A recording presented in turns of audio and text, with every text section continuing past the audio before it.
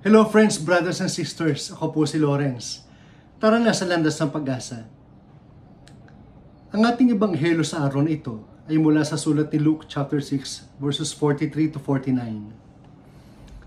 Kapatid, kakayanin mo bang maging matatag sa mga pagsubok na hindi mo naman pinaghandaan? Lahat tayo ay dumadaan sa mga pagkakataong nasusubok ang ating kakayahan at katatagan na dulot ng pang-araw-araw na hamon sa buhay. Iba't iba ang ating paraan ng pagtugon sa mga hamon sa buhay.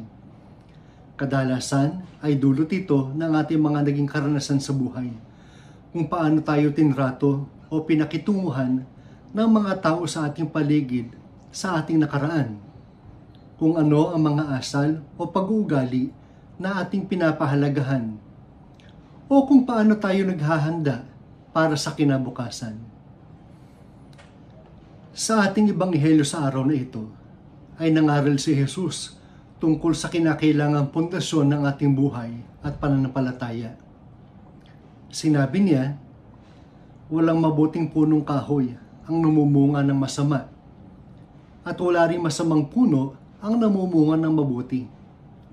Nakikilala ang bawat puno sa pamamagitan ng kanyang bunga, sapagkat hindi nakakapitas ng igos sa matinik na halaman o ng ubas sa mga dawag.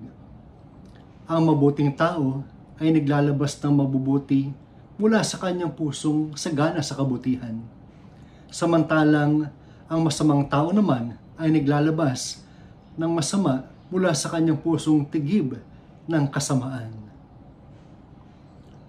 Pinapaalala sa atin ng Panginoong Hesus na pahalagahan natin ang pundasyon ng ating buhay, na tayo ay magtanim ng kabutihan at gumawa ng mga bagay na makatutulong sa pagpapatatag ng ating buhay at pananampalataya.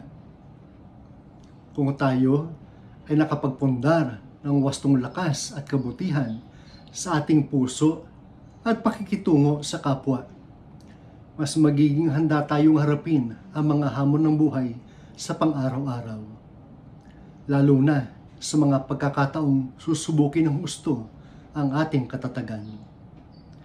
Kaya't patuloy tayo maglaan ng oras upang makiisa sa ating Diyos sa pamamagitan ng panalangin at pagtanggap ng banal na sakramento. Patuloy tayo mag-aral ng mabuting balita upang lumawak ang ating kaalaman at pangunawa sa kanyang mga salita. Patuloy tayo makitungo ng mabuti sa ating kapwa, magmahal, magbigay, magpatawad, at dumamay sa mga nangangailangan.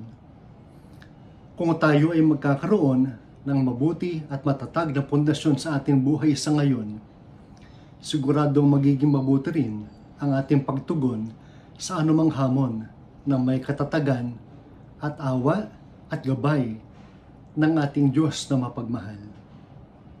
Amen. Kung kayo po ay na-bless ng video na ito, maaari po ninyong i-click ang like and share Landas ng Pag-asa. Muli ako po si Brother Lawrence Quintero. Maraming salamat. God bless po sa inyong mga pamilya.